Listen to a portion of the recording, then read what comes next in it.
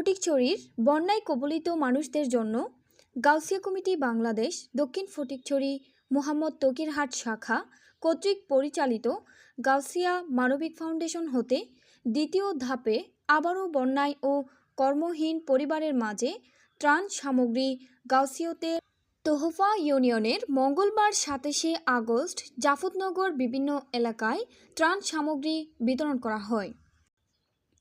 উক্ত কর্মসূচিতে উদ্বোধক ছিলেন ১৭ নং জাফতনগর ইউনিয়ন পরিষদের চেয়ারম্যান আলহাজ মোহাম্মদ জিয়াউদ্দিন জিয়া। তারা সব সময় দেখি মানবতার খাতিরে তারা নিয়োজিত থাকে। এখন থেকে না, যখন করোনাকালীন সময় ছিল তখন থেকেও তাদেরকে দেখেছি মানুষের পাশে দাঁড়াতে।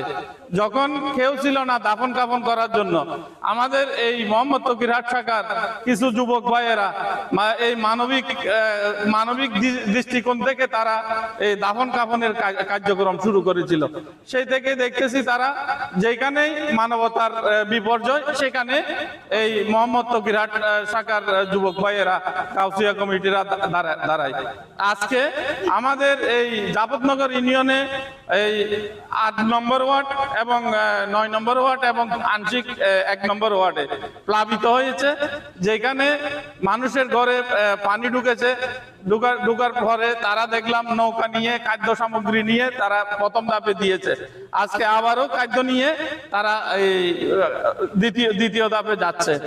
আরও উপস্থিত ছিলেন মোহাম্মদ তকিরহাট বাজার ব্যবসায়ী কল্যাণ সমিতির সাধারণ সম্পাদক মোহাম্মদ আনোয়ার হোসেন, মোহাম্মদ তকিরহাট শাখার সাধারণ সম্পাদক মোহাম্মদ শহীদুল ইসলাম, অত্র ফাউন্ডেশনের উপদেষ্টা মোহাম্মদ মঞ্জুরুল ইসলাম, গাউসিয়া মানবিক ফাউন্ডেশন পরিচালক মোহাম্মদ মঈনুদ্দিন নওশাদ, সদস্য সচিব মোহাম্মদ সাদ্দাম হোসেন, অর্থ সম্পাদক মোহাম্মদ হাসান উদ্দিন, মোহাম্মদ আমির হোসেন, মোহাম্মদ ফরিদুল আলম, মোহাম্মদ রাশেদুল আলম, মাওলানা মোহাম্মদ শাহজাহান, মোহাম্মদ রিয়াস উদ্দিন, মোহাম্মদ মিয়া বাবুরচি, মোহাম্মদ রিফাত, মোহাম্মদ আলমগীর, মোহাম্মদ সরওয়ার সহ আরও অনেকেই উপস্থিত ছিলেন। বন্যা উঠে যাচ্ছে, তখন আমরা মাথায় নিয়েছি মানুষের পাশে দাঁড়ানো। যেহেতু মানুষের ঘরে পানি ঢুকে যাচ্ছে, মানুষ গৃহবন্দী হয়ে গেছে, মানুষ ঘর থেকে বাইরে হতে পারছে না, মানুষের খানা পিনার সমস্যা হয়ে গেছে। তখন আমরা প্রথম ধাপে এক পর্যায়ে মানুষের কাছে গিয়ে আমাদের এই ভালোবাসার তোপাটুকু যতটুকু পেরেছি আমরা তাদের হাতে পৌঁছে দিয়েছি। আজকে আবার দ্বিতীয় ধাপে এখানে আমরা হিন্দু, মুসলিম, বৌদ্ধ সবাইকে, এখানে কোনো ভেদাভেদ নাই, সবাইকে আমরা এই মানবিক এই তোফা পৌঁছে দেওয়ার জন্য আমরা প্রস্তুত নিয়েছি। যতটুকু পারি তাদের ঘর বাড়ি নির্মাণের জন্য আমরা তাদের একটা ন্যূনতম তাদের পাশে দাঁড়ানোর জন্য আমাদের চিন্তা ভাবনায় আছে। তো ইনশাল্লাহ দোয়া করবেন। আর আমাদের এই মানবিক ফাউন্ডেশনে যারা বিভিন্ন জায়গা থেকে দেশ বিদেশ থেকে সাহায্য সহযোগিতা করতেছেন, আমি সবাইকে ধন্যবাদ জানাচ্ছি। আপনারা ইনশাল্লাহ আমাদের উপর আস্থা রেখে ওই অতটুকু বিশ্বাস রেখে আপনারা আমাদের পাশে আমাদের এই ফান্ডে সাহায্য সহযোগিতা করতে পারবেন, যেগুলো আমরা আমাদের এই গরিব অসহায় রোগীর চিকিৎসা, গরিব অসহায় মেয়ের বিয়েতে, শিক্ষাবঞ্চিত মেধাবী শিক্ষার্থীদের পাশে, অগ্নিকাণ্ডে অসহায় পরিবারের পাশে, বন্যা কবলিত অসহায় মানুষের মাঝে, বিধবা অসহায় মহিলাদের সেলাই মেশিন এবং বিভিন্ন গরিব মানুষের মেয়ের বিয়েতে আমরা ইনশাল্লাহ সব কিছুতে আমরা ইনশাল্লাহ আমাদের সাধ্যমতো আমরা চেষ্টা করি মানুষের পাশে দাঁড়ানোর জন্য। এই মুখোমুখি হয়েছে গাউসিয়া কমিটি কি কাজ করেছে এটা বলার আবার অবকাশ রাখি না, কারণ আমরা আমাদের সেবা ভবিষ্যতেও চলমান।